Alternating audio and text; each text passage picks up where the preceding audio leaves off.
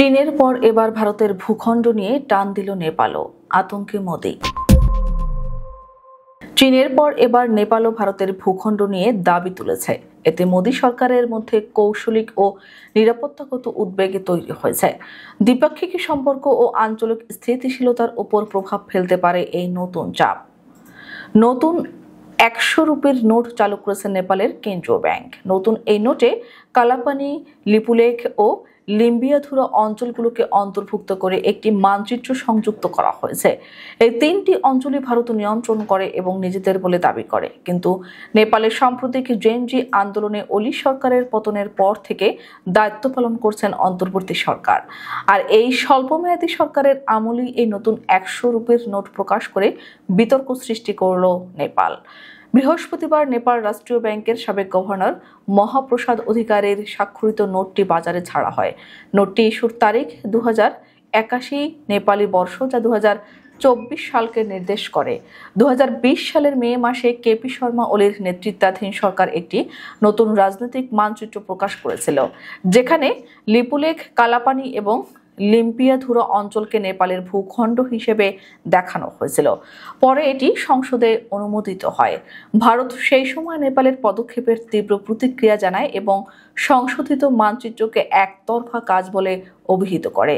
তখন তারা কাঠমান্ডুকে সতর্ক করে জানায় যে আঞ্চলিক দাবির এই কৃত্রিম সম্প্রসারণ তাদের কাছে গ্রহণযোগ্য নয়। ভারত দাবি করে লিপুলেখ, কালাপানি এবং লিম্বিয়াধুরা তাদেরই অঞ্চল। মানচিত্রের আপডেট সংস্করণ সম্পর্কে বলতে গিয়ে বৃহস্পতিবার একজন নেপাল রাষ্ট্রীয় ব্যাংকের মুখপাত্র বলেছেন, মানচিত্রটি ইতোমধ্যে পুরাতন 100 টাকার নোটে ছিল এবং সরকারের সিদ্ধান্ত অনুসারে এটি সংশোধন করা হয়েছে। তিনি স্পষ্ট করেছেন যে বিভিন্ন মূল্যমানের নোটের মধ্যে, যেমন 10, 50, 500 ও 1000 রুপি, শুধুমাত্র 100 রুপির নোটেই নেপালের মানচিত্র দেখা যাচ্ছে। নেপালের নতুন 100 টাকার নোটের বাম দিকে মাউন্ট এভারেস্টের ছবি রয়েছে, যেখানে ডান দিকে নেপালের জাতীয় ফুল রডোডেনড্রনের জল ছাপা রয়েছে, আর নোটের কেন্দ্রে রয়েছে নেপালের ফিকে সবুজ রঙের মানচিত্র। এদিকে নেপালের নতুন নোটের সংযুক্ত মানচিত্রে ভারতীয় 3 অঞ্চল অন্তর্ভুক্ত করার পদক্ষেপকে একতরফা সিদ্ধান্ত বলে অভিহিত করেছেন ভারতের পররাষ্ট্রমন্ত্রী এস জয়শঙ্কর। মানচিত্রের কাছে অশোক স্তম্ভ ছাপা আছে, যেখানে লেখা আছে লুম্বিনী ভগবান বুদ্ধের জন্মস্থান। নোটের পেছনের দিকে রয়েছে একটি শিংযুক্ত গন্ডারের ছবি। নোটে একটি সুরক্ষা থ্রেড এবং একটি কালো বিন্দু আছে। উল্লেখ্য, সিকিম, পশ্চিমবঙ্গ, বিহার, উত্তরপ্রদেশ এবং উত্তরাখণ্ডের ভারতের এই 5 রাজ্যের সঙ্গে 1850 কিলোমিটারেরও বেশি সীমান্ত রয়েছে নেপালের।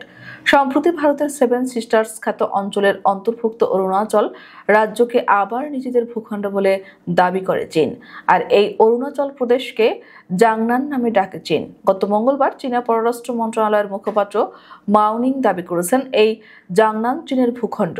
ভারত যে অবৈধভাবে অরুণাচল প্রদেশ নামে একটি অঞ্চল গঠন করেছে, সেটিকে আমরা কখনো স্বীকৃতি দেইনি।